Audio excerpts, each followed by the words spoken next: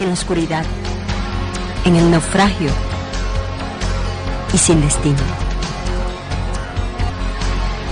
Andas buscando una palabra de iluminación. Esta palabra te dará luz en medio de la oscuridad. El Ministerio de la Enseñanza y la Evangelización, Jesús Soberano Señor, presentan su programa Palabra de Iluminación con el maestro José Briceño. Ok, damos un aplauso, Señor, para recibir la palabra. La palabra del Señor siempre se recibe con gozo, con alegría. Esto es nuestra clase número 10 y estamos desarrollando acerca de lo que es la blasfemia contra el Espíritu Santo. Lo que me están viendo a través de la televisión, a través de YouTube, a través de internet, o de este video, póngase en el video número 9 acerca de lo que es la neumatología, para que usted pueda tener una hilación de pensamiento de lo que venimos hablando. Demostramos, explicamos qué es blasfemia y eso lo desarrollamos. No nos podemos quedar mucho en ese tiempo. La blasfemia contra el Espíritu Santo, según el tópico que nos toca ahora, no es atribuida a la iglesia. La blasfemia contra el Espíritu Santo es un pecado, oído, que la iglesia no puede cometer, por ende, en contra del Espíritu, ya que la iglesia fue convencida de pecado. Usted no necesita ser convencido de pecado. Singular, no plural. Usted no necesita ser convencido de pecado. Singular, no plural. Porque una cosa son los pecados que usted hace y se siente mal. Y otra cosa es el estado de pecado en el que usted estaba, que ya fue convencido por el Espíritu. Se le creó la necesidad de un Salvador. Se le presentó el don de la salvación que es Cristo. El plan de salvación. Aceptó usted el plan de salvación. Usted fue salvo, ya usted no necesita ser convencido de pecado del Estado, y usted fue convencido. Entonces, por eso es que la blasfemia contra el Espíritu Santo, la iglesia no lo puede cometer. Es un pecado que la iglesia no puede cometer, porque la iglesia fue convencida de pecado. Ahora, según el testimonio de Pedro, según la primera carta de Pedro 4:14, el Espíritu Santo es blasfemado por el mundo, pero por la iglesia es glorificado. Eso lo dice el apóstol Pedro. El Espíritu por el mundo es blasfemado, pero por la iglesia es glorificado. Esto indica que se debe descartar por completo el atribuirle la posibilidad de la blasfemia contra el Espíritu Santo a la iglesia, y menos en la posición de salvación en la que la iglesia se encuentra. Señores, sucedió un caso en un estado, en una ciudad, en un pueblo acá en Venezuela. Llegué a administrar una actividad y había una muchacha que la primera noche que yo llegué vi la necesidad que había en ella, sus ojos brillosos, su mirada caída, muy acongojada. Y ella, creo que por 2 o 3 oportunidades quiso acercarse a mí, más la comitiva que estaba llevando a cabo el evento no permitía que los conferencistas entraran a hablar con los feligreses. No era permitido por ellos.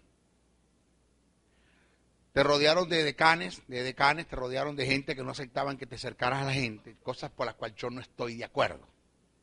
Yo creo que yo me debo a la gente. Una verdad paralela para que me agarre, una verdad, yo estaba almorzando con José Rodríguez, con el Puma, y estaba mucha gente pidiendo el autógrafo en el Hotel Lido, el restaurante Lido, vaya la cuña, y estaba la gente pidiendo el autógrafo. Tuve que venir la gente del hotel a sacar a la gente porque dejaron comer al hombre. Los dueños, uno de los dueños del hotel, a sacar a la gente porque dejaron comer al hombre, dejaron consumir los alimentos porque lo atropellaron. Estábamos juntos. Y yo le pregunté, José Luis, ¿eso no te molesta a ti? Me dijo, no, porque yo me debo a ellos. O sea, yo soy lo que soy y estoy donde estoy porque ellos me llevaron a este lugar.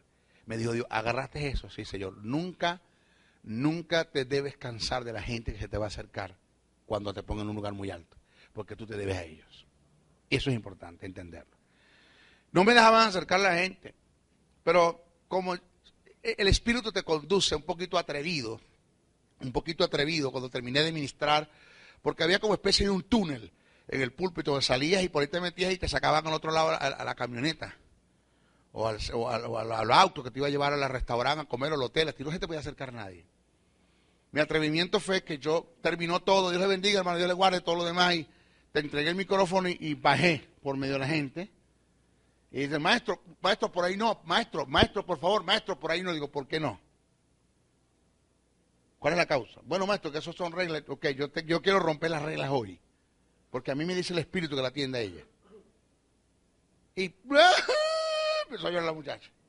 Me la agarré, la llevé y la metí por el túnel conmigo. Vámonos. Cuando yo voy, tú vas. Punto. Me la llevé. Fue a estar conmigo al restaurante. Fuimos al hotel, nos sentamos y me contó algo que era necesario que escuchara. Digo, ¿qué te pasa? El Espíritu me ministró que tienes una necesidad. Digo, sí, maestro, tengo a mi madre prácticamente muriendo y entregada a la muerte. Digo, ¿por qué? ¿Qué pasó? Bueno, maestro, mi madre, en una ocasión había una hermana que, usted sabe, esas hermanas que siempre hablan las mismas lenguas, esas son lo que yo digo lenguas aprendidas, ¿no? Usted una vez lo escuché hablar de eso, que son lenguas aprendidas. Que cuando usted analiza lo que son el don de lengua, usted se va a dar cuenta que el don de lengua dice diversos géneros de lengua. El Espíritu Santo no tiene que hablar la misma lengua al mismo tiempo. O sea, el Espíritu Santo siempre que te va a usar en lengua, va a usar una lengua diferente. No sé si usted se entera de esa gente que habla la misma lengua todo el tiempo. Rabacanta, rabaconta, rabaquinda. Rabaconta, rabacanta, rabaquinda. Rabacanta, rabaconta, rabaquinda. Ra. Entonces, bueno, desde que usted conoce a Juan habla esa lengua nada más. Eso no es el Espíritu. Son lenguas aprendidas.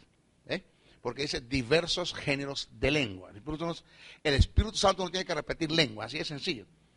Y una hermana que siempre habla la misma lengua, mi madre se tomó la atribución, el atrevimiento de hablar, de juzgar, no de criticar, sino de decir, esa lengua no es de Dios.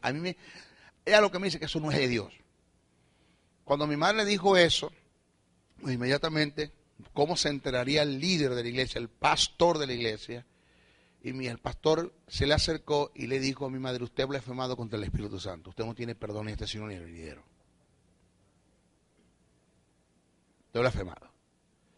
Usted está eternamente condenada. Punto. Estamos hablando de un hombre de peso en el estado, en la ciudad, en el pueblo donde vive. Bueno, ahí está mi madre, tirada en unas camas, porque simplemente, maestro, ella está creyendo lo que le dieron. Se está muriendo, no quiere comer, se entregó. No tiene vida, no tiene ánimo. Ella dice que si ya blasfemé, entonces ¿para qué pedir perdón por lo que hice en contra del Espíritu? Si ya blasfemé no voy a tener perdón. Ese caso que se dio con esa hermana, se han dado casos de gente que también le dijeron que blasfemaron contra el Espíritu porque atribuyeron una manifestación al diablo que supuestamente el Espíritu le dijeron que ya estaban condenados, que no tenían perdón, y ellos optaron por decir, bueno, si yo no tengo perdón porque yo blasfemé contra el Espíritu Santo, entonces ¿qué yo hago en la iglesia? Pues entonces yo voy a disfrutar del mundo lo poquito que me queda porque igualito perdón no tengo. ¿Cuál es el problema? ¿Verdad? Por mucho que yo ruegue, por mucho que yo ore, yo le vigile, Dios dice, no, fregá, blasfemaste, coge para allá. O sea, si esto es así, entonces yo no tengo perdón. Bueno, entonces yo voy a disfrutar, yo voy a tirarme el mundo y disfruto porque no tengo perdón. Eso que le estoy diciendo, usted se ríe, porque en forma jocosa lo digo, pero está sucediendo en nuestras congregaciones. Lo que pasa es que nosotros estamos en el centro de la ciudad, vaya por los pueblos, para que usted se dé cuenta de las locuras que se ven por esos lados y las cosas que se hacen en esos lados, hermano, que son impresionantes. Pero le digo, usted jamás, ningún creyente puede blasfemar contra el Espíritu Santo. Es un pecado que ya la iglesia no puede cometer. ¿Yeah? Posibilidad, el Espíritu Santo está llamado a enseñar. Está llamado a enseñar, exhortar, guiar, conducir, recordar, pero no convencer a la iglesia de pecado. Ya la iglesia fue convencida del estado de pecado en la que se encontraba. ¿Ok? Cabe una pregunta entre lo que estamos desarrollando. ¿Qué es lo que nos hace sentir mal cuando pecamos? A mí se me acercó un hermano y me dijo, maestro, pequé. Ajá. Me siento mal, maestro. Me siento mal, muy mal. Le digo yo, siéntete bien que te sientes mal. Porque el hecho de que hayas pecado y te sientes mal quiere decir que naciste de nuevo. O quiere decir que naciste de nuevo y no estás en un estado de mente cauterizada. Porque se puede dar el caso que naciste de nuevo y estás en un estado de mente cauterizada. Donde apagaste la voz de la conciencia. ¿Ya? Entonces cuando viene la intervención del Espíritu. Ya vamos a hablar de eso. Pero si tú pecas y te sientes mal, quiere decir que naciste de nuevo. Entonces siéntete bien que te sientes mal. Porque el hecho de que te sientas mal quiere decir que naciste de nuevo. Ahora, escuche, presta atención a esto bien. La respuesta, ¿qué es lo que me hace a mí sentir mal cuando yo cometo un pecado? La respuesta es muy sencilla. Tu espíritu que ha nacido de nuevo y que no está dispuesto a seguir en las prácticas de pecado, por no ajustarse a la simiente de Dios que está en ti, que es la justicia de Dios. Esto está revelado en Gálatas 5, 16, 22, donde manifiesta un conflicto interior entre el espíritu renacido del hombre y un alma no santificada. Presta atención a esto. ¿Qué dice Gálatas? Y aprovecho de aclarar algo, por favor. Voy a aprovechar de aclarar algo. Gálatas 5, 16 en adelante me presenta el conflicto interior en el creyente. Mas no es lo que me está presentando Romanos 7. ¿Te acuerdas que Romanos 7 cuando dice, porque lo que quiero hacer no lo hago y lo que no quiero hacer eso hago, miserable de mí, quien me libra este cuerpo de pecado, porque consigo una ley en mis miembros que está en contra de la ley de Dios? Este es el conocido Romanos 7 que Pablo escribe. En Romanos 7, Pablo no está hablando del conflicto interior en el creyente. En Romanos 7, Pablo está presentando su experiencia como judío, hijo de hebreos, queriendo agradar a Dios por las obras de la ley y nunca pudo. Porque consiguió una ley que es superior a la ley mosaica, que es la ley del pecado y la muerte, que se activó en el Edén cuando el hombre quebrantó el mandamiento: no comerás del árbol. Esa ley está en mí, es el estado de pecado, que esa ley es superior a la ley que Moisés recibió de Dios para los israelitas, para los hebreos, para los judíos, en cuales yo me encuentro entre ellos porque soy hijo de hebreos, aunque Pablo era un gentil porque nació en Tarso, en Cilicia, pero soy hijo de hebreo. Y yo estoy debido a lo que llaman, yo hice voto de bar mitzvah. El voto de bar mitzvah es cuando el niño ya a la edad de 13 años era responsable por sus actos. Cuando el padre hacía una oración, le doy gracias a Dios que me ha librado de la responsabilidad de este niño. Y lo soltaba. Por eso Pablo dice Pablo, porque no conociendo la ley, ya no siendo bar mitzvah, pues no tenía problemas con ella. Pero viniendo a conocer la ley, viniendo a conocerla significa siendo responsable de su cumplimiento, porque ahora soy bar mitzvah, soy hijo de la ley.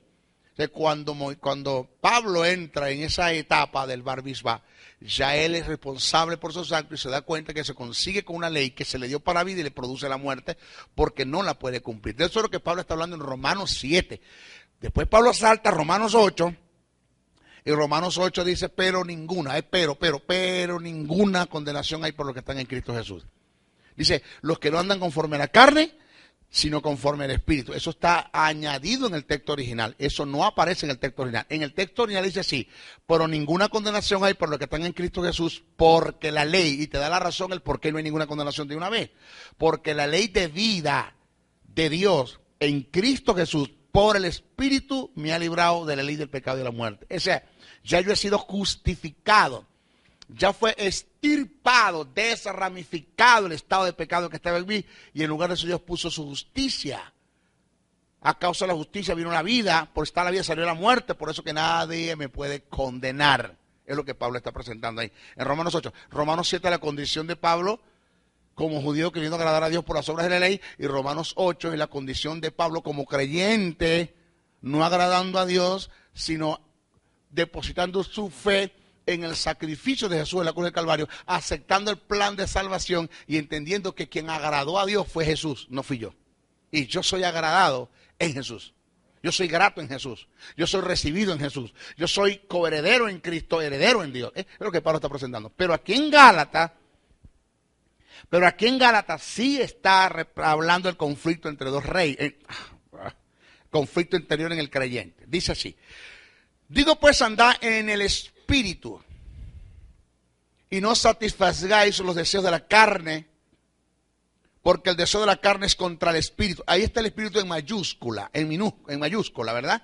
La segunda vez aparece en mayúscula, debería estar en minúscula, porque ya ahí está hablando de tu espíritu renacido, no está hablando del Espíritu Santo. El primero sí habla del Espíritu, cuando dice, digo pues andad en el Espíritu, está hablando, andad bajo el carácter, la conformación del Espíritu. ¿Ya? Y no satisfagáis los deseos de la carne, porque el deseo de la carne es contra el Espíritu y el Espíritu es contra la carne. Y estos se oponen entre sí para que no hagáis lo que quisiere. Ahora, señores, oído esto, el problema no está en la carne.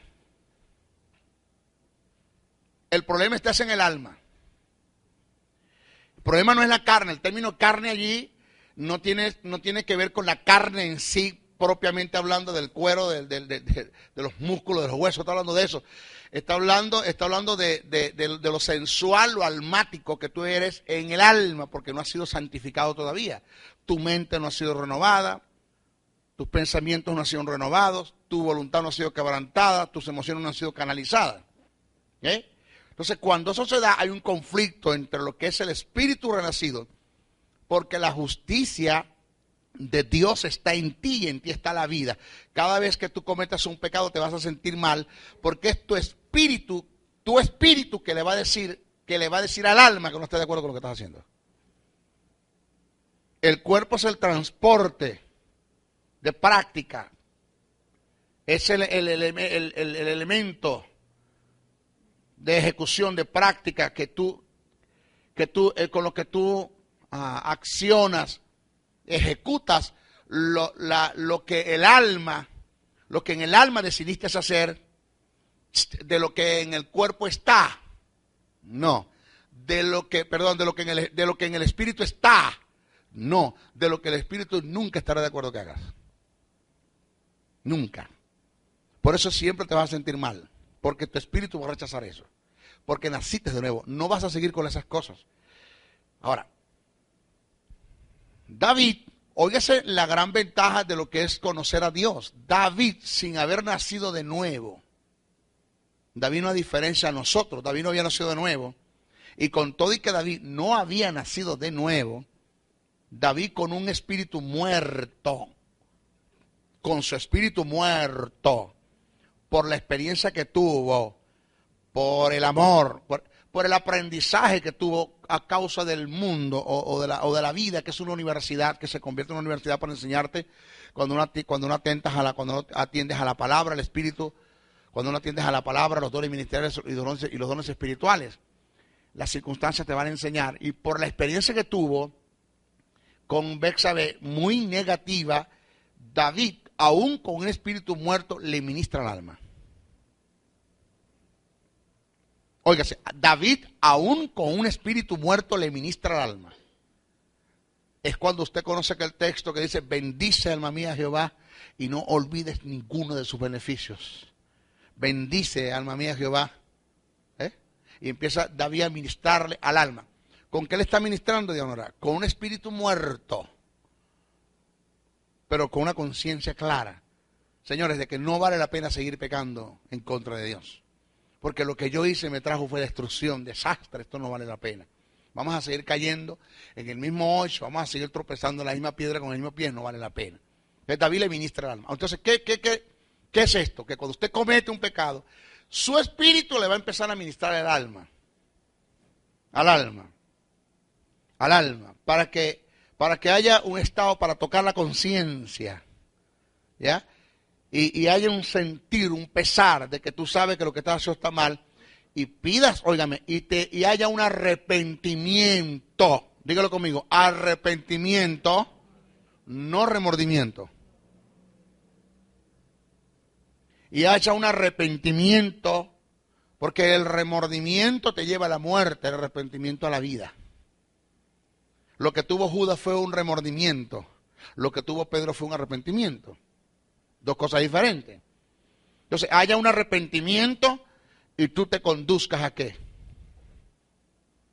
A volver a Dios.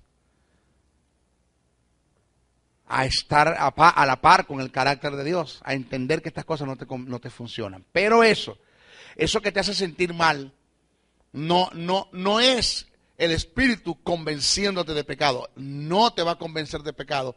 Es tu espíritu que le va a decir a tu alma la decisión que tomó para pecar y que no va a estar de acuerdo con lo que estás haciendo, con los pecados que estás haciendo.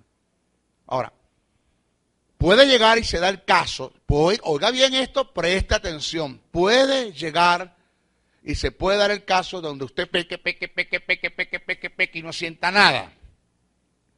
Eso indica que usted ha pasado por los estados de la mente.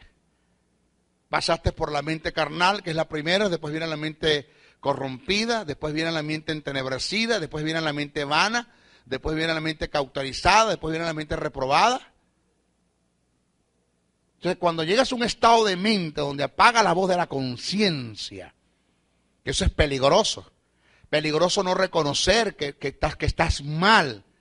Peligroso cuando buscas formas de cómo justificar lo que hiciste, porque estás tratando de apagar la voz de la conciencia.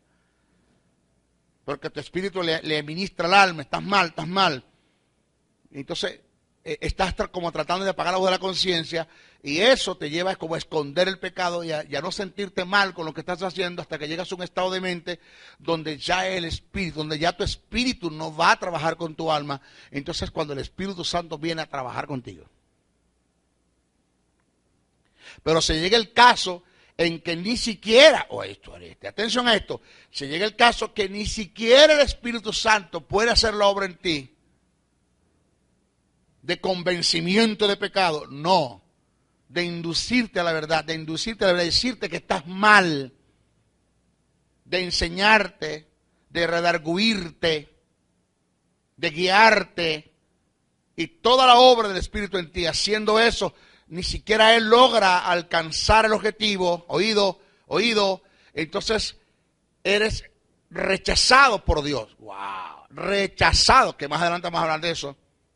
Eres rechazado por Dios, entras en un estado de mente desaprobada por ser reprobado, pasaste a un estado de mente desaprobada, pasaste a un estado desaprobado y eres desaprobado por Dios, rechazado por Dios, que es lo que Pablo dice cuando juzga el caso de inmoralidad, donde el hijastro se mete con la madrastra, con la mamá de su papá.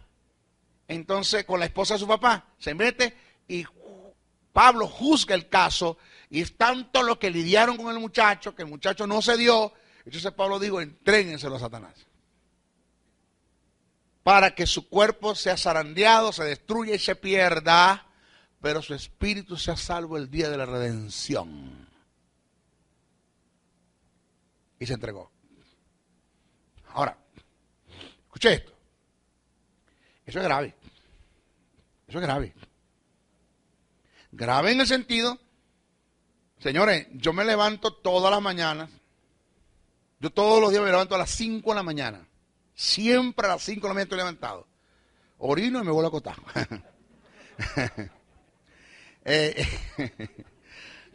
Cuando yo me levanto siempre en la mañana, yo me levanto con las perspectivas de una visión, de un propósito. Yo me levanto con las perspectivas y con aquella ansia, ¿no? de saber qué es lo que Dios va a hacer conmigo en este día. Y quisiera saber el futuro, qué viene, porque yo vivo por tres cosas: vivo para Dios, vivo para mi hogar y vivo para el reino. Para esas tres cosas vivo yo: para Dios, para mi hogar y para el reino. ¿Ya? Y cuando hablamos de reino y hablamos de Dios, estamos hablando de visión. Entonces yo me centro en la visión. ¿Qué vendrá? Yo amo esto, yo amo mis escuelas, yo amo el plan de Dios en mi vida, yo vivo para esto. En otras palabras, yo sin esto no tengo vida. Yo para otra cosa no sirvo, yo sirvo es para esto. Entonces, el perder todas estas cosas y llegar a una mente cauterizada y ser rechazado por Dios y que yo me corrompa y me ensucie y mi cuerpo se deteriore por completo en el estado de pecado, en la droga, en la promiscuidad, en la homosexualidad, en la prostitución, en todo, para que mi espíritu se salve, eso de que el espíritu se salve, eso está bueno, pero no fue lo que Dios siempre quiso conmigo. No es lo que Dios quiere conmigo. Dios quiere que yo sea un hombre realizado. Dios quiere que yo sea un hombre que sea un hombre de honores, que sea un hombre de honor, que sea un hombre de respeto, que sea un espejo para el mundo cuando me vea, que sea un hombre de glamour, de clase, de excelencia, que sea un representante del reino, que vista bien, que coma bien, que duerma bien, que yo pueda ser la imagen de Dios en la tierra, que la gente pueda decir, ¿quién es ese? Eso es un sacerdote del Dios Altísimo, eso es lo que Dios quiere. Prosperarme cada día más, bendecirme, reflejar su gloria en mí, el tic de su gloria, lo poco que él pueda reflejar de mí, de su gloria es tan grande, de lo que él pueda reflejar en mí, eso es lo que Dios quiere, ese es el objetivo de Dios. Lo que decía en la actividad el domingo, señores, el objetivo de Satanás es tentarme para detener el avance del reino en mí. El objetivo de Satanás es tentar a Jesús para detener la posibilidad o restarle la posibilidad a Dios que pueda establecer su reino en la tierra, pero el objetivo de Satanás es tentarme a mí es para detener el avance del reino en mí. Yo no voy a aceptar eso. Entonces, pero, cada vez que usted haga algo mal, ahora, escúcheme bien lo que le voy a decir. No quiere decir, oiga bien, wow, yo no sé cómo ministrar esto porque es que por ahí están hermanos tirándome por internet como usted no tiene una idea.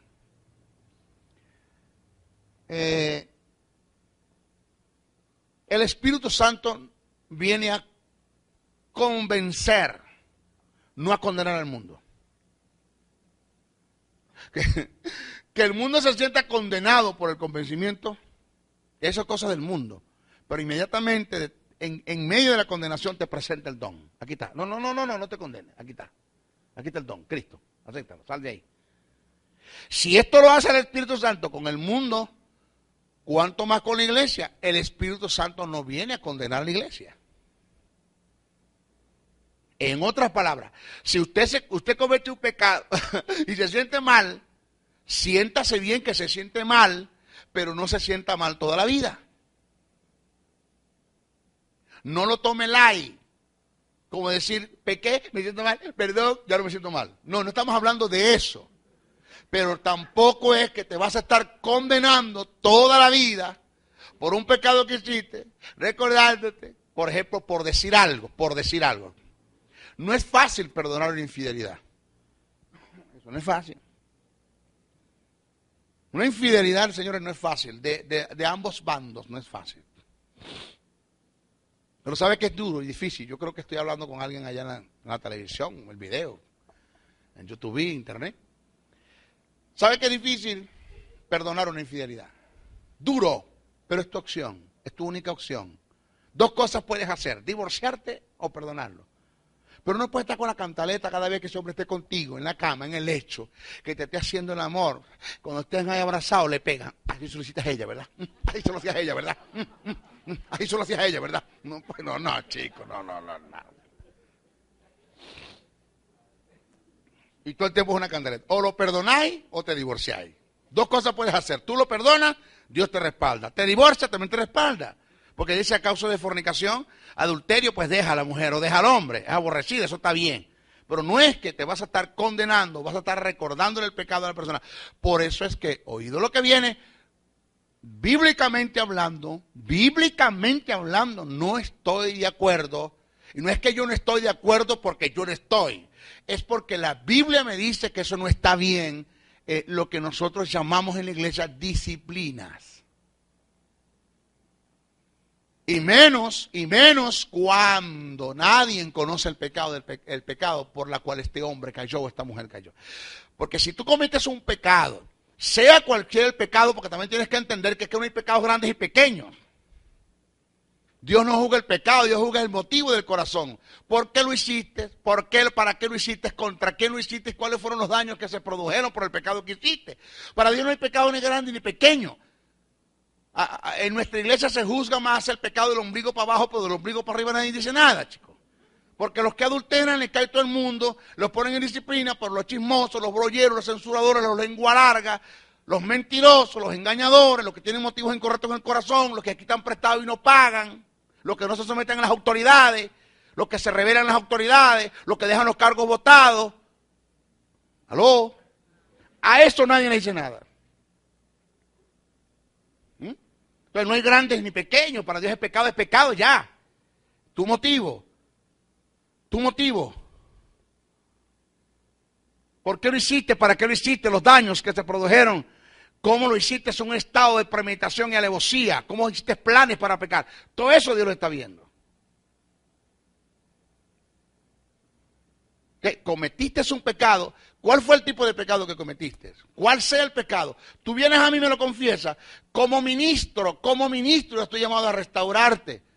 Pablo dice, ustedes que son espirituales, restauren los tales con espíritu de mansedumbre. No sé que mañana caigan en la misma condenación y después están pegando el grito de misericordia, chico.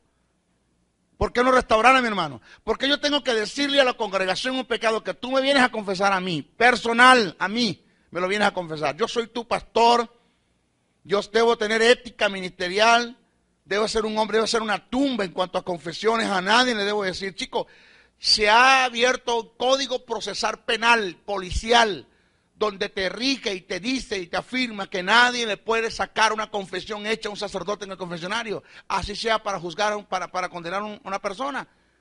¿Sabe quién sabe toda la verdad? El cura de la esquina, porque él fue y se lo dijo, pero es que es un cura, es un sacerdote, nosotros no podemos sacar una confesión que ese hombre le hicieron en un confesionario, eso lo protege el Código Procesal Penal, lo protege Fiscalía, lo protege el Código Policial, no lo podemos hacer. ¿Y cómo hacemos? Bueno, no. Si fuera un pastor evangélico quizás se venda, por ejemplo. ¡Aló!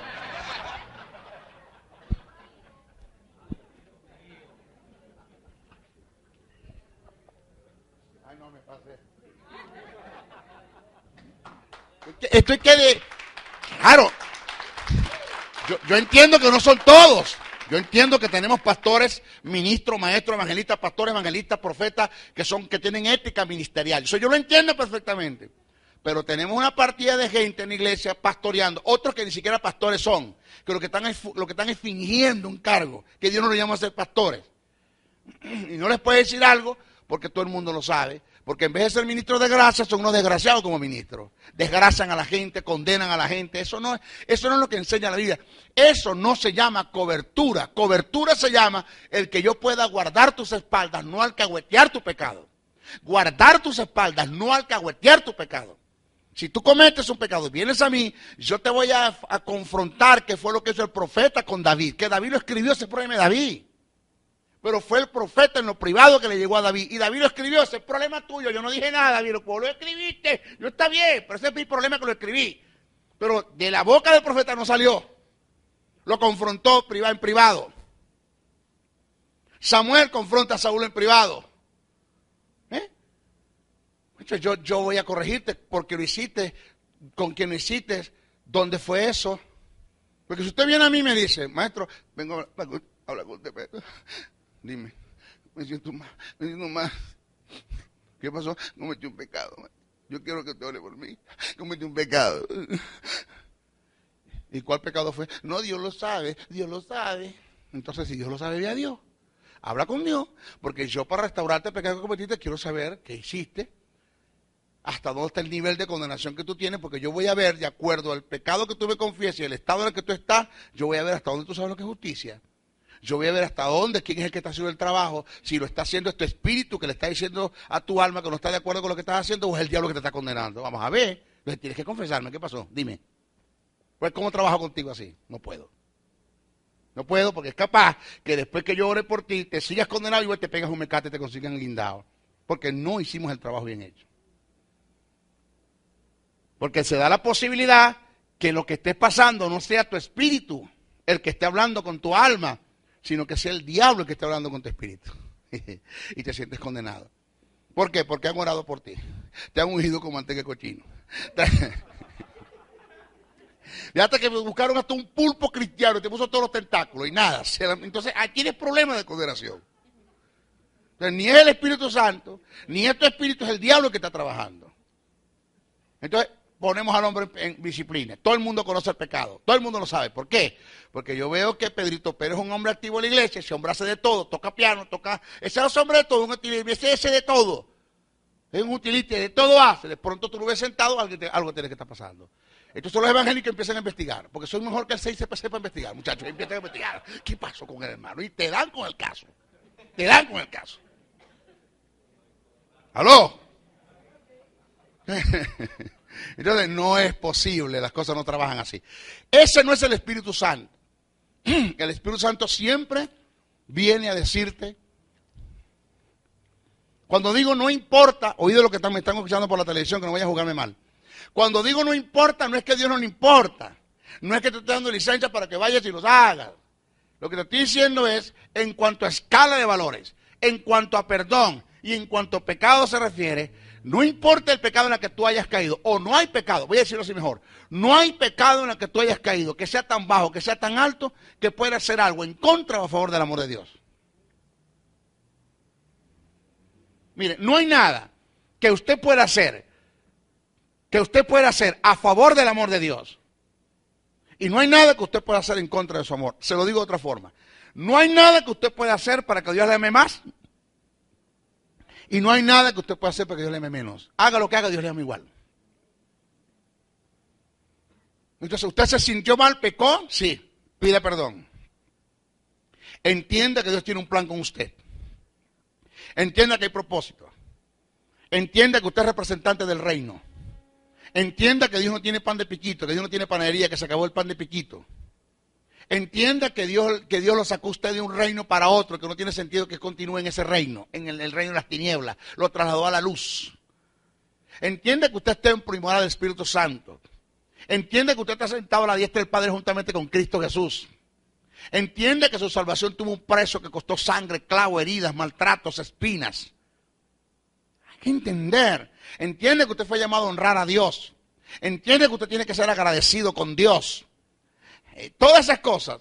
Usted pide perdón y eso lo llevan a no fallar, a no pecar más. No quiero hacerlo más, voy a confrontar esto, voy a resistir este pecado y usted sigue avanzando. Pero ya. No es que pediste perdón y después, pero que me siento mal, yo me sigo sintiendo mal. No es así. Ya. Ahora, si tienes que buscar ayuda, búscala. Pero si tú puedes restaurarte tú mismo, entendiendo lo que es justicia, entendiendo lo que es vida, y no vas a nadie, es mejor que no vayas a nadie. Hazlo tú solo en tu casa.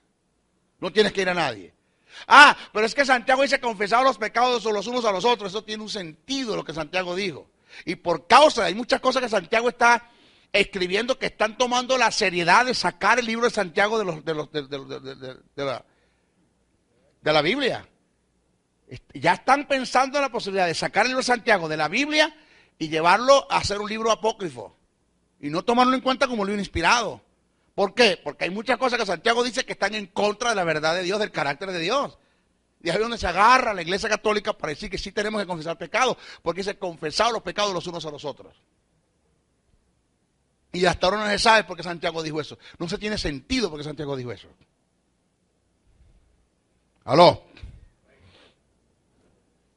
Bueno, fíjese esto. El apóstol Juan nos muestra algo similar. Todo aquel que es nacido de Dios no practica el pecado.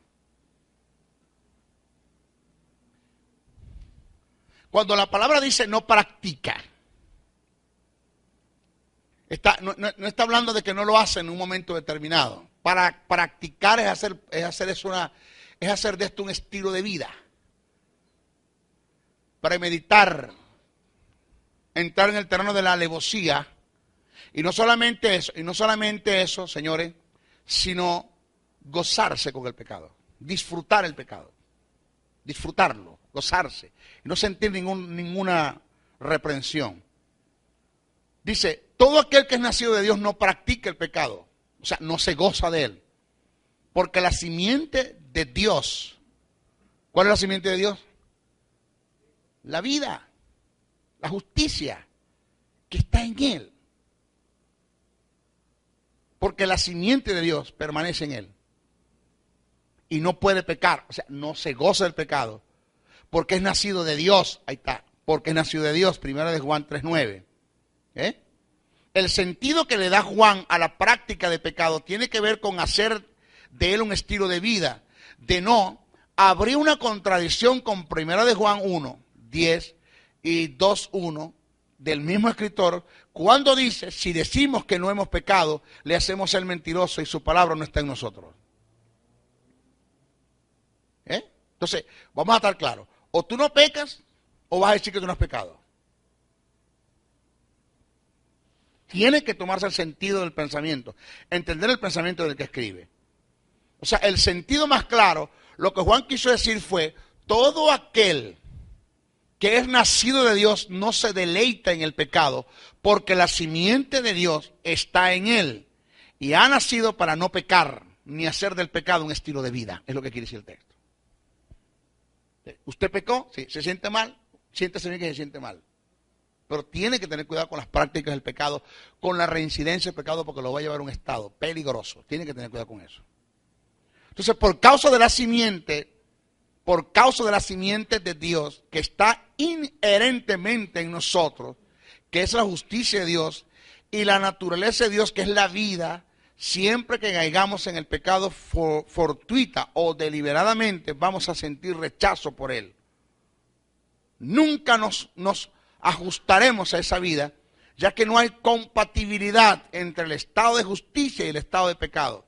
La vida de Dios y la muerte satánica, a menos que hayamos apagado, o sea, no hay compatibilidad entre la justicia y el estado de pecado, ni la vida de Dios ni la muerte satánica, a menos que hayamos apagado la voz de la conciencia, cayendo en un estado de mente cauterizada, pasando a la reprobada, siendo desechado por Dios. ¿Qué es lo que decíamos ahora? O sea, fíjense lo importante que es entender estas cosas. Mis hijos, esto que les estoy enseñando se llama neumatología pura. Esto no lo enseñan en todas partes. Te hablan de blasfemia y te hablan inmediatamente que ya tú pecaste. Ya blasfemar es atribuir la obra de Dios al diablo. Ya estás listo, pecaste. No es lo que enseña la Biblia. Ahora, dice que el Espíritu Santo viene a convencer al mundo de pecado. Ya hablamos eso. Vamos a ver del convencimiento de justicia. ¿Qué tiene que ver con el convencimiento de justicia? ¿A qué se refiere Jesús cuando dijo él convencerá al mundo de pecado, de justicia y de juicio? ¿Qué es el convencimiento de justicia?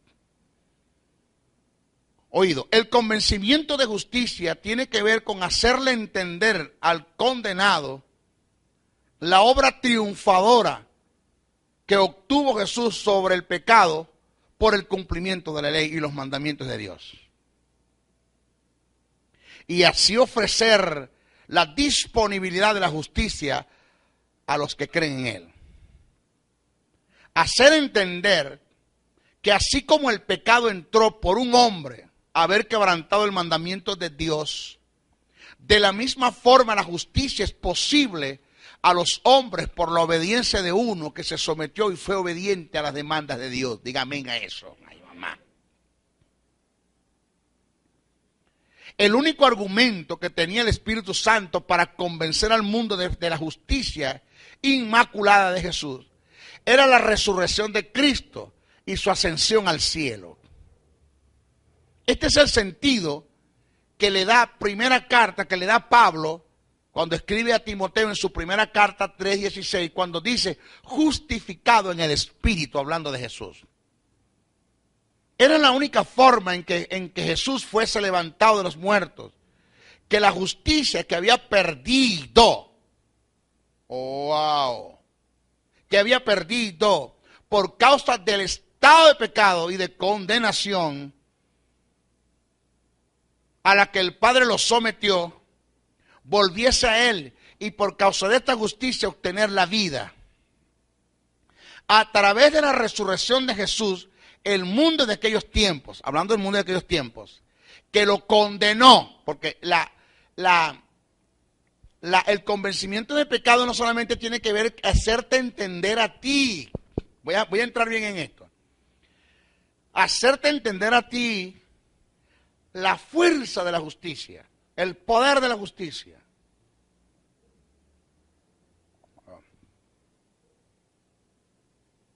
¿Cómo explico esto? Hacerte entender a ti que una vez que tú hayas obtenido la justicia de Dios, que es por gracia, que la tienes a tu alcance, después de haber sido convencido de pecado, del estado en el que estás, pues la tienes a tu alcance a través del don de la salvación que es Cristo, y el Espíritu Santo lo que Él está buscando es ofrecerte el estado de justicia a cambio del estado de pecado en el que tú estás. Pero que entiendas que ese estado de justicia, óigame, ni se obtiene ni se mantiene por obras. Ni se obtiene ni se mantiene por obras.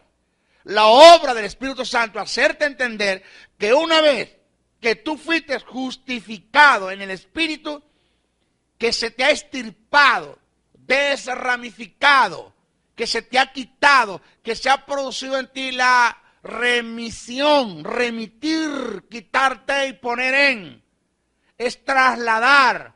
¿Dónde está el hermano Juan? Lo remitieron a Valencia, trasladar, quitar de y poner en, que una vez que en ti se haya dado el acto de remisión, de redención y de propiciación y te lleva a un estado de regeneración, es imposible que nada en este mundo pueda revertir eso que se dio ya en ti, porque depositaste tu fe en quien ya lo hizo por ti en la cruz del Calvario, que llevó tu estado de pecado, que llevó tu maldición, que llevó tu enfermedad, que llevó tu muerte, y que por causa de eso ocupó tu lugar en el infierno, y del infierno Dios lo levanta, justificándolo y vivificándolo también en el Espíritu, a Él, para poderte justificar y vivificarte a ti, porque Pablo dijo, si Cristo no resucitó, vana es nuestra predicación.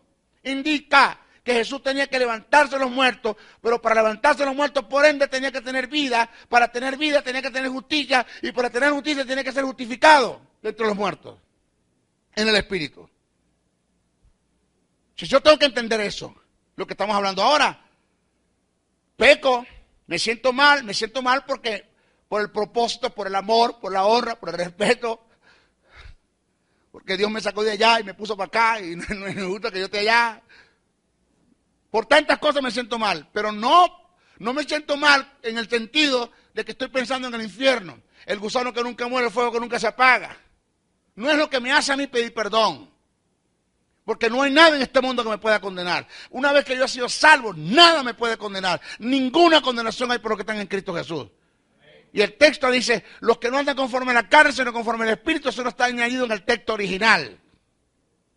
Bueno, maestro, por la Biblia dice que si pecáramos voluntariamente, después de haber tenido conocimiento de la verdad, ya no queda más sacrificio por los pecados, sino una horrenda expectación de fuego de árbol que devora a los adversarios. Eso tiene un sentido escritural allí. Eso es quien está escribiendo, es un judío, a judíos que renunciaron a las prácticas de la ley por entrar en la verdad del Evangelio. Y cuando dice si pecáramos voluntariamente, el pecado voluntario del que está hablando el que escribe es volver otra vez a los sacrificios, volver otra vez a la ley, el que está escribiendo allí. Porque es una forma de pisotear la sangre del Cordero. Ya Cristo fue sacrificado, fue crucificado en la cruz del Calvario. Ya su sangre fue derramada. ¿Por qué vas a seguir sacrificando Cordero? ¿Vas a negar el sacrificio de Jesús? ¿Vas a pisotear la sangre del pacto? Que tú eres loco. Es lo que quiere decir el que escribe. No tiene nada que ver con salvación. Lo que pasa es que hay muy poca gente que estudia. Cualquiera te tira lo que sea. Y como los evangélicos, la mayoría no saben Biblia. Vamos a estar claros. No saben, vamos a estar claros. El 90% de los evangélicos no estudian. Lo que hace es que leen la Biblia. Leer la Biblia es una cosa y estudiar es otra. La Biblia no es un libro de lectura. La Biblia es un libro de estudio. La Biblia se lee para estudiarla. Un hombre estaba predicando y un maestro estaba predicando y se levantó un feligrés y dijo, maestro, usted sí sabe. Y el maestro dijo, no es que yo sé que ustedes no saben nada.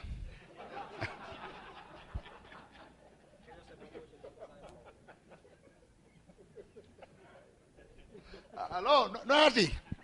Porque si ustedes supieran lo que yo sé, pues ustedes yo no supiera nada. Porque como ustedes no saben nada, entonces yo sé mucho por ustedes. No lo digo por usted. Por allá soy por allá por los esquimales, por allá por aquellos lados. Aquí no pasa eso. Yo sé que ustedes saben mucho, gloria a Dios. Entonces, esa es la obra. La obra del Espíritu es porque no hace nada, mi linda. Vamos a estar claros, mamá. Mamita, el Espíritu Santo no hace nada con convencerte del estado de pecado en la que estás, presentarte el don de la salvación, aceptar a Cristo para que después te sientas condenado todo el tiempo. No tiene sentido. No tiene sentido. ¿Dónde está la fuerza de la justicia? Él te lo quiere hacer entender. ¿Sabes qué? Todo tu estado de pecado cayó sobre Jesús. Todos tus pecados, adulterio, fornicación, inmundicia, lascivia, idolatría. No. Tu estado de pecado, no estoy hablando de tus pecados, tu estado de pecado cayó sobre Jesús. Punto. Y ese estado de pecado lo condenó a él. Punto. Y ese estado de pecado le produjo la muerte a él. Punto. Si Jesús no muere espiritualmente, no puede morir físicamente. Lo que produce la muerte física en un ser humano es la muerte espiritual. Si la muerte espiritual no entra la muerte física. Lo que produjo la muerte física en Adán fue la muerte espiritual. Para que Jesús muriera físicamente, tenía que morir espiritualmente primero. No estoy diciendo que el espíritu de Jesús murió. No existe muerte, no hay aniquilación de espíritu. Ningún espíritu puede morir. Muerte espiritual es la palabra tanato, que diga separación. Que es donde Jesús dijo, ¿por qué me has desamparado? Tu estado de pecado produjo la muerte en él. Y él tuvo que ir al infierno, a la parte más baja de la tierra. Porque no sé si ustedes le han hablado de la doctrina del infierno. La Biblia presenta 3 infiernos: el Tártarus, el Hades o Seol, que es el mismo, o el Gehenna, Geinón o Valle de Hinnom. Son 3 infiernos que presenta la Biblia. Okay, el Tártaro, están los ángeles caídos, prisiones de oscuridad. El lago de fuego, el Gehenna, es donde van a ser lanzados. En los juicios finales van a ser lanzados todo el falso profeta. Es un lugar que no se sabe dónde está. No se sabe, geográficamente no se sabe dónde está. Pero el Hades o Seol, que es donde están en el centro de la tierra, según la Biblia, que se abrió la tierra, se los tragó a todos y fueron derechitos al Hades o al Seol. Ese lugar donde están los muertos que murieron sin Cristo y los que murieron bajo la ley o en pacto, en cobertura a Dios. Pero el Seol o Hades tiene 2 departamentos. Lo que llaman uno, el seno de Abraham, que es la parte superior, y tienes la parte inferior, que es la parte más baja de la tierra. Por eso no dice la parte baja, sino la parte más baja de la tierra. Esa parte más baja de la tierra es un lugar de tormento, donde estaba el rico. El lugar, la parte superior, el seno de Abraham, donde estaba Lázaro. Un abismo que había ahí, la separación. ¿Dónde fue Jesús? Jesús fue a la parte más baja de la tierra, a ocupar tu lugar, porque era el lugar que te corresponde a ti. Primero, llevó tu pecado, llevó tu muerte, por ende tiene que ocupar tu lugar. ¿Okay? Una vez que Jesús hace eso, Dios tiene que levantar a Cristo entre los muertos. ¿Por qué? Tenemos un Cristo matado, un Cristo morido, un Cristo muerto. O sea, Cristo que ¿cómo lo saco de allá ahora? Si Dios no levanta a Jesús entre los muertos, esto no tiene vida, Henry. Tuviésemos perdido, dice, van en nuestra predicación, fuésemos gentes de conmiseración. O sea, lo que damos es lástima, el que escribe dice. Entonces Dios habla con el Espíritu Santo. Porque es lo que dice la Biblia, que por el Espíritu fue levantado. Espíritu, dice el Espíritu Santo, dime, hay que levantar a Jesús entre los muertos. La profecía dice que son 3 días nomás que va a estar allá. Ajá, hay que levantarlo. Dice el Espíritu, no, yo voy allá a levantarlo, pero el diablo me va a pedir argumentos. ¿Con qué argumento yo lo levanto? O sea, yo tengo que tener un argumento, un aval, para poder tener derechos para levantar a Jesús entre los muertos. Si el hombre está muerto, está en pecado, no fue que pecó, pero igual que hubiese pecado. El pecado en Adán entró por obra, en Jesús entró por imputación, pero es pecado también. Una cosa es que Jesús se haya tirado al pozo, al lodo cenagoso, y otra cosa es que se haya parado a la orilla del lodo y le hayan tirado el lodo a él. Es lo mismo, el mismo lodo se ensució igual. Entonces, ¿qué hacemos con esto? Dice Dios, no, si hay un argumento donde podemos levantar a Jesús entre los muertos. ¿Cuál es la ley? ¿Podía la ley justificar a los hombres? Sí podía la ley justificar a los hombres. Que no hubo un hombre que la cumpliera, es otra cosa, para ser justificado. Pablo dijo, la ley se me dio para vida, mas me produjo la muerte porque no la pude cumplir. Pero si hay alguien que pueda cumplir la ley a perfección, no necesita a Cristo. Porque por la ley es justificado. pero no hubo quien la cumpliera. Uno solo la cumplió. Por eso es que yo admiro mucho a mi Jesús. Porque a Adán se le dio un mandamiento y se fue a tierra. A Jesús se dieron 613 mandamientos y los cumplió todos. Ahí, todo. De paso le voy a decir algo. Jesús fue tan perfecto, que usted lo sabe, pero se lo voy a decir el nivel de perfección. Tan perfecto, que Jesús no cumplió la ley.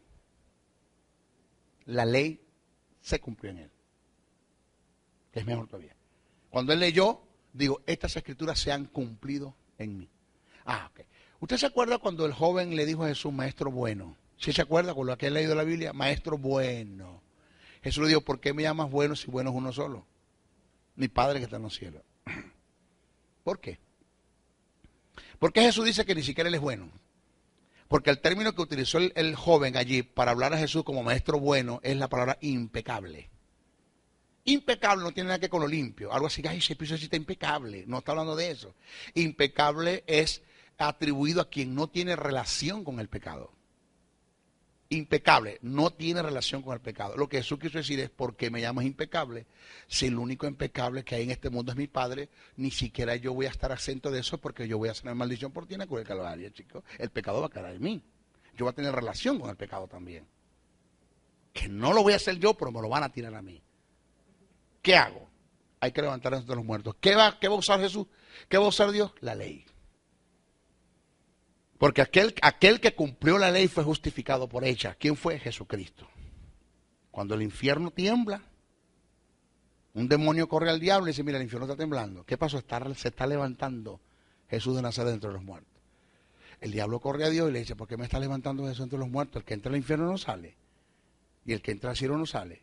¿Por qué me está levantando aquí dentro de los muertos? Dios le dice, ¿sabías que Jesús tiene un libro donde están anotadas todas sus obras, según Apocalipsis, porque él fue un ser humano, y que los seres humanos serán juzgados por sus obras que están escritas en los libros? ¿Sabías que él no escapa de eso? Que él no será juzgado, pero también tiene un libro de su récord mientras estuvo en la tierra. Sí, ya te lo voy a traer. Gabriel, tráeme el libro. Gabriel trae el libro, se lo da a Dios, y Dios se lo da al diablo. Búscame un pecado que él haya hecho, que esté escrito aquí, y te lo dejo en el infierno. Y el diablo empezó a buscar por todas las páginas, y en la última de la página consiguió un letrero que dice, y no halló pecado en él. Vas a tener que entregármelo.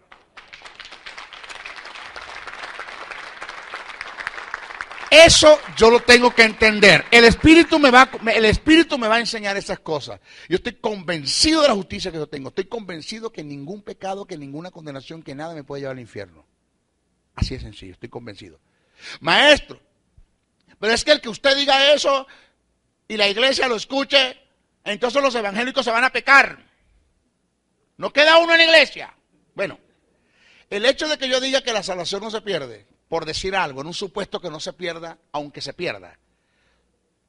Supongamos que la salvación no se pierda, o se pierda, y yo le digo a usted que se pierda, no perdiéndose, o perdiéndose, y usted se va a pecar, porque si yo le digo a usted que la salvación se pierde, aunque no se pierda, es la mejor forma de probar su fidelidad. Porque si después que yo le digo a usted que la salvación no se pierde, y le demuestro por la Biblia que la salvación no se pierde, usted se va a pecar, pues simple y llanamente, señor, usted es un mal cristiano. Usted lo que está manifestando es lo que siempre ha tenido en el corazón. Yo estoy escribiendo un libro que es el que más se va a vender en el mundo, que se llama ¿Cómo pecar sin que Dios se dé cuenta? Porque eso es lo que los evangélicos quieren, pecar sin que Dios se dé cuenta. ¡Wow! ¿Cómo es eso? Deme el libro, maestro, quiero pecar sin que Dios se dé cuenta. ¿Aló? Ahora, mire lo otro que viene. Ya por esa parte lo entendiste. Me convence de justicia, yo sé quién soy la justicia, nada me condena, para adelante, pero por eso no voy a irme a la libertinaje, vivo en libertad. En otras palabras, mis hijos, mire esto es una verdad. Mire esta verdad que voy a decir, lo que me están viendo ahora por la televisión, por internet, por el video. Oiga lo que le voy a decir. Cristo nos hace libre del pecado y en la iglesia nos hacen esclavos de la santidad. Porque la santidad que hay en la iglesia es una santidad, hermana, que lo que le está produciendo a usted es esclavitud. No vaya, no venga, no se quite, no se ponga, no se pinte, no se raspe, no haga. La santidad es una lista de cosas que tú tienes que hacer y cosas que no tienes que hacer en la iglesia. Porque nuestros ministerios, no todos, pero los hay, están viendo la salvación como una cota inicial que Dios pagó en Cristo en la cruz del Calvario, pero usted tiene que encargarse de los giros. Si usted no paga giro, usted no va para el cielo. ¡Aló! Cuando la Biblia dice que el pago fue completo. ¿A qué me huele eso? A libertad. Bueno, si esto es así, voy a pecar, entrate en libertinaje, vas a tener problemas. Vas a tener problemas. Porque eso no es el sentido que Pablo le da. Porque donde abunda el pecado, sobreabunda la gracia, dice Pablo. Pero por esto no vas a seguir pecando para que la gracia abunde. Pila. Lo digo por gracia. Lo digo para que seas libre, no para que entres en libertinaje. Diga, ay. Entonces, a través de la resurrección de Jesús, el mundo de aquellos tiempos que lo condenó, podría entender que a quien llevaron a la cruz era totalmente inocente y que solo por medio de él obtendrían la justicia de Dios y el perdón de sus pecados. Pablo dijo en primera carta a Corintios 15:14, si Cristo no resucitó, vana entonces nuestra predicación, vana es también vuestra fe. Esta es la obra del Espíritu Santo a través de la resurrección de Cristo, como evidencia, convencer al mundo y hacerle entender que sí hubo uno que fue justificado por cumplir las demandas de Dios, y por causa de dicho cumplimiento, él puede justificar a muchos, según Romanos 3:21-31, Romanos 5:18 al 21, Isaías 53:11 y primera carta y segunda carta a Corintios 5:21. ¿Por qué usted cree que la gente estaba buscando testigos falsos para negar la resurrección de Jesús? Fíjese lo sucio que es el diablo. Es un desgraciado. Mira lo sucio que es este animal. Como no pudo retener a Jesús dentro del infierno, la Biblia dice, suelto los dolores de la muerte. ¿Sabe qué significa eso allí? Suelto los dolores de la muerte. Lo que quiere decir es que en la muerte se produjo dolor, un dolor tan intenso al tener que soltar a Jesús para darle inicio a una nueva vida. Eso quiere decir suelto los dolores de la muerte. Lo que quiere decir es que a la muerte le dolió soltar a Jesús para darle inicio a una nueva vida. Eso, el que escribe, suelto los dolores de la muerte, lo que está tomando es una alegoría del tipo de mujer cuando está pariendo, siente dolor para darle vida, para que haya vida, para que haya el inicio de una vida. Es lo que quiere decir el que escribe allí. A la muerte le dolió ver a Jesús, tener que soltarlo para resucitar y darle inicio a una dispensación y a una vida. Porque la iglesia nace en Jesús. La iglesia no nace en el Pentecostés. La iglesia no nace en el Pentecostés. La iglesia nace en Jesús. Es el primogénito entre muchos. Ya Jesús no es el unigénito Hijo de Dios. Es el primogénito entre muchos. Es el primero que resucitó entre muchos hermanos. Lo primero que sale por el conducto vaginal, normalmente hablando, un parto normal, lo primero que sale es la cabeza y después viene el cuerpo. Lo primero que se levanta entre los muertos es la cabeza y después estamos nosotros que somos el cuerpo. Alabado sea el nombre del Señor. Eso es lo que enseña la Biblia. Entonces, ¿qué pasa? Que como no lo pudo detener en el infierno, entonces usó, en lo que es más duro del caso, es que a quien el diablo está usando es al mismo pueblo de Dios, a los mismos sacerdotes de Dios, al Sanedrín, señores. La máxima representación de la autoridad de Dios en estos tiempos que era el Sanedrín, es a lo que el diablo estaba usando para negar la resurrección de Jesús. ¡Qué barbaridad! ¿Ah? ¿Qué tú crees que puede pasar con uno que se levantan ministros en contra de uno? ¿Qué no han dicho de mí? Mis propios amigos, mis propios hermanos, gente que me echó conmigo su plato, que comió conmigo, que durmió conmigo, que estuvimos juntos, compartimos su familia, compartimos todo. No se levantaron en contra de mí. Se levantaron, dijeron barbaridades de mí, llamaron a otros pastores donde se va a abrir la escuela para que haya la posibilidad de que estos pastores no la abran. Me impusieron que donde yo abro escuela las iglesias se dividen, que tengan cuidado con ese hombre. A la misma gente dentro de la iglesia son los que el mismo diablo está usando para tratar de detener el avance del reino. Mi abuela decía una gran verdad que nunca se me olvida. La peor cuña es la del mismo palo. Ahora, yo sé quiénes son. Porque es que me llegaron los pastores. Briseño, yo no puedo ser igual. Yo no sé si la imagen de esta gente se te va a caer con lo que te voy a decir. Porque tú me hablaste de lo que es un chisme, una novedad. Chisme cuando se dicen las cosas para hundir, para erradicar, para ofender, para maltratar, para destruir. Pero novedad es cuando se dicen las cosas para advertirte de Briseño o para que ores o A o B. Siempre es un motivo correcto cuando es una novedad. Es una novedad que te voy a decir. ¿Qué pasó? Fulano y persona me llamaron y me dijeron a mí que tuviera cuidado que no abriera la escuela, porque se dieron cuenta que vas a abrir una escuela en mi iglesia y me llamaron inmediatamente y me dijeron, pero barbaridad de ti, que tuviera cuidado que esto así es cocido. Yo soy de los que creo, Briseño, que tienes que llamarlos y sentarlos y hacerle ver las cosas. Digo, no, porque la defensa y la autoridad no son compatibles. No son compatibles. O sea, no espere usted que yo esté llamando a la gente que está hablando mal de mí. No espere que yo haga eso. Jamás yo lo hago. Ellos verán. Ellos le darán cuenta a Dios por lo que están haciendo.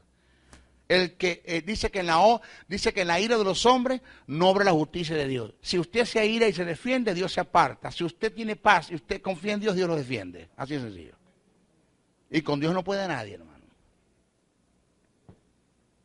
Entonces, ¿qué pasa, mis hijos? Que el Espíritu ya nos justificó y nos está convenciendo de la justicia y convenció ese mundo, de esos tiempos, con una tumba vacía, de que sí Jesús era el Mesías, de que sí era el Mesías. Del que llevaron a la cruz, uno de los primeros convencidos fue el soldado romano, el centurión, cuando dijo verdaderamente este es el Hijo de Dios. Convencido de pecado en la cruz. Convencido de pecado es el ladrón. Fue convencido de pecado en el momento. Y mucha gente que presenciaron la muerte de Jesús fueron convencidos de pecado, indiscutiblemente. Y lo último es que convencerá al mundo de juicio. ¿En qué consiste el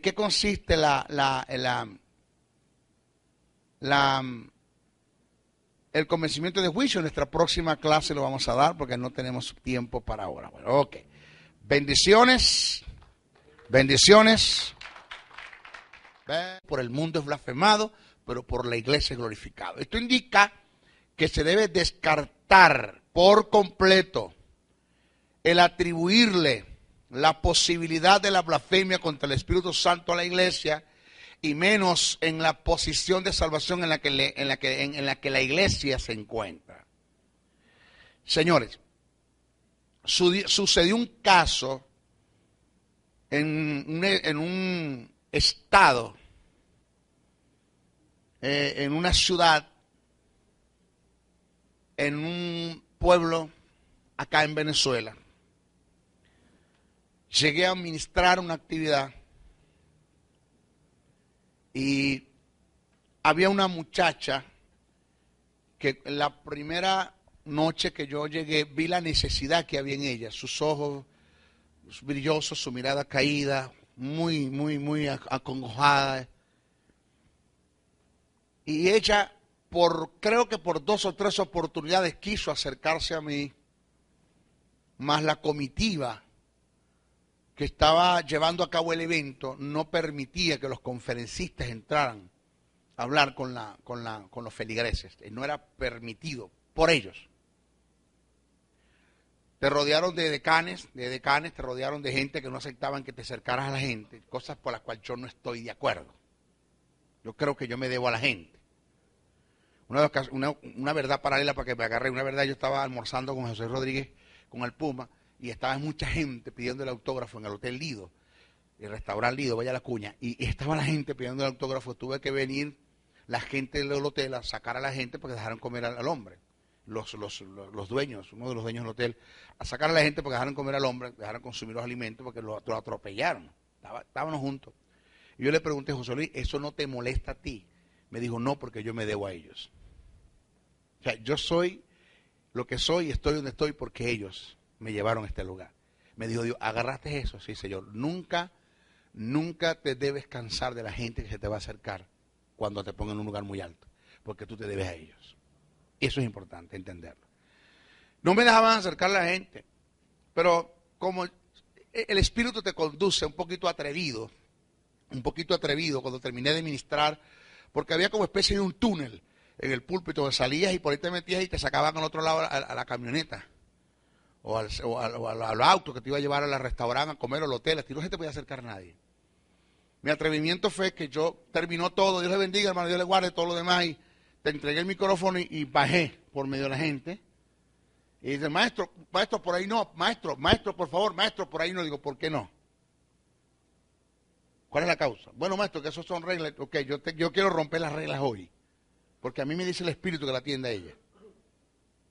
Y empezó a llorar la muchacha. Me la agarré, la llevé y la metí por el túnel conmigo. Vámonos.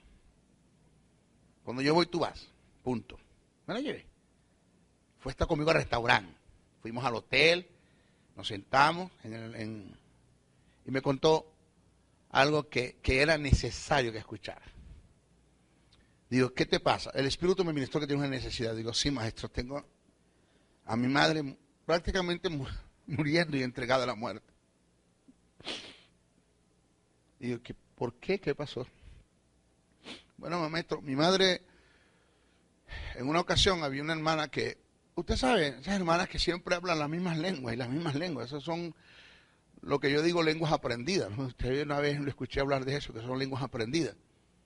Que cuando usted analice lo que son el don de lengua, usted se va a dar cuenta que el don de lengua dice diversos géneros de lengua. El Espíritu Santo no tiene que hablar la misma lengua al mismo tiempo. O sea, el Espíritu Santo siempre que te va a usar en lengua, va a usar una lengua diferente. No sé si usted se entera de esa gente que habla la misma lengua todo el tiempo. Rabacanta, rabaconta, rabaquinda. Rabaconta, rabacanta, rabaquinda. Rabacanta, rabaconta, rabaquinda. Ra. Entonces, bueno, desde que usted conoce a Juan habla esa lengua nada más. Eso no es el Espíritu. Son lenguas aprendidas. Porque dice diversos géneros de lengua. El Espíritu Santo no tiene que repetir lengua. Así de sencillo. Y una hermana que siempre habla la misma lengua, mi madre se tomó la atribución, el atrevimiento de hablar, de juzgar, no de criticar, sino de decir, esa lengua no es de Dios. Ella lo que me dice que eso no es de Dios. Cuando mi madre le dijo eso, pues inmediatamente, ¿cómo se enteraría el líder de la iglesia, el pastor de la iglesia? Y el pastor se le acercó y le dijo a mi madre, usted ha blasfemado contra el Espíritu Santo, usted no tiene perdón en este signo ni en el venidero. Usted ha blasfemado. Usted está eternamente condenada. Punto. Estamos hablando de un hombre de peso en el estado, en la ciudad, en el pueblo donde vive. Bueno, ahí está mi madre, tirada en una cama, porque simplemente, maestro, ella está creyendo lo que le dieron. Se está muriendo, no quiere comer, se entregó. No tiene vida, no tiene ánimo. Ella dice que si ya blasfemé, entonces ¿para qué pedir perdón por lo que hice en contra del Espíritu? Si ya blasfemé no voy a tener perdón. Ese caso que se dio con esa hermana, se han dado casos de gente que también le dijeron que blasfemaron contra el Espíritu porque atribuyeron una manifestación al diablo, que supuestamente el Espíritu le dijeron que ya estaban condenados, que no tenían perdón, y ellos optaron por decir, bueno, si ya yo no tengo perdón porque yo blasfemé contra el Espíritu Santo, entonces ¿qué yo hago en la iglesia? Pues entonces yo voy a disfrutar del mundo lo poquito que me queda, porque igualito perdón no tengo. ¿Cuál es el problema? ¿Verdad? Por mucho que yo ruegue, por mucho que yo ore, yo le vigile, Dios dice, no, fregar, blasfemaste, allá, coge para allá. O sea, si esto es así, entonces yo no tengo perdón. Bueno, entonces yo voy a disfrutar, yo voy a tirarme el mundo y disfruto porque no tengo perdón. Eso que le estoy diciendo, usted se ríe, porque en forma jocosa lo digo, pero está sucediendo en nuestras congregaciones. Lo que pasa es que nosotros estamos en el centro de la ciudad, allá por los pueblos, para que usted se dé cuenta de las locuras que se ven por esos lados y las cosas que se hacen en esos lados, hermano, que son impresionantes. Pero le digo, usted jamás, ningún creyente puede blasfemar contra el Espíritu Santo. Es un pecado que ya la iglesia no puede cometer. ¿Bien? Posibilidad, el Espíritu Santo está llamado a enseñar. Está llamado a enseñar, exhortar, guiar, conducir, recordar, pero no convencer a la iglesia de pecado. Ya la iglesia fue convencida del estado de pecado en la que se encontraba. ¿Ok? Cabe una pregunta. cabe una pregunta entre lo que estamos desarrollando. ¿Qué es lo que nos hace sentir mal cuando pecamos? A mí se me acercó un hermano y me dijo, maestro, pequé. Ajá. Me siento mal, maestro. Me siento mal, muy mal. Le digo yo, siéntete bien que te sientes mal. Porque el hecho de que hayas pecado y te sientes mal quiere decir que naciste de nuevo. O quiere decir que naciste de nuevo y no estás en un estado de mente cauterizada. Porque se puede dar el caso que naciste de nuevo y estás en un estado de mente cauterizada. En la oscuridad, en el naufragio y sin destino. Andas buscando una palabra de iluminación. Esta palabra te dará luz en medio de la oscuridad. El Ministerio de la Enseñanza y la Evangelización, Jesús, Soberano Señor, presentan su programa Palabra de Iluminación con el maestro José Briceño. Ok, damos un aplauso al Señor para recibir la palabra. La palabra del Señor siempre se recibe con gozo, con alegría. Esto es nuestra clase número 10 y estamos desarrollando acerca de lo que es la blasfemia contra el Espíritu Santo. Lo que me están viendo a través de la televisión, a través de YouTube, a través de internet, o de este video, póngase en el video número 9 acerca de lo que es la neumatología, para que usted pueda tener una hilación de pensamiento de lo que venimos hablando. Demostramos, explicamos qué es blasfemia, y eso lo desarrollamos. No nos podemos quedar mucho en ese tiempo. La blasfemia contra el Espíritu Santo, según el tópico que nos toca ahora, no es atribuida a la iglesia. La blasfemia contra el Espíritu Santo es un pecado, oído, que la iglesia no puede cometer, por ende, en contra del Espíritu, ya que la iglesia fue convencida de pecado. Usted no necesita ser convencido de pecado. Singular, no plural. Usted no necesita ser convencido de pecado. Singular, no plural. Porque unas cosas son los pecados que usted hace y se siente mal. Y otra cosa es el estado de pecado en el que usted estaba, que ya fue convencido por el Espíritu, se le creó la necesidad de un Salvador, se le presentó el don de la salvación que es Cristo, el plan de salvación, aceptó usted el plan de salvación, usted fue salvo, ya usted no necesita ser convencido de pecado del estado, y usted fue convencido. Entonces, por eso es que la blasfemia contra el Espíritu Santo, la iglesia no lo puede cometer, es un pecado que la iglesia no puede cometer, porque la iglesia fue convencida de pecado. Ahora, según el testimonio de Pedro, según la primera carta de Pedro 4:14, el Espíritu Santo es blasfemado por el mundo, pero por la iglesia es glorificado. Eso lo dice el apóstol Pedro. El Espíritu, donde apagaste la voz de la conciencia. ¿Ya? Entonces cuando viene la intervención del Espíritu. Ya vamos a hablar de eso. Pero si tú pecas y te sientes mal, quiere decir que naciste de nuevo. Entonces siéntete bien que te sientes mal. Porque el hecho de que te sientas mal quiere decir que naciste de nuevo. Ahora, escuche, presta atención a esto bien. La respuesta, ¿qué es lo que me hace a mí sentir mal cuando yo cometo un pecado? La respuesta es muy sencilla. Tu espíritu que ha nacido de nuevo y que no está dispuesto a seguir en las prácticas de pecado, por no ajustarse a la simiente de Dios que está en ti, que es la justicia de Dios. Esto está revelado en Gálatas 5, 16, 22, donde manifiesta un conflicto interior entre el espíritu renacido del hombre y un alma no santificada. Presta atención a esto. ¿Qué dice Gálatas? Y aprovecho de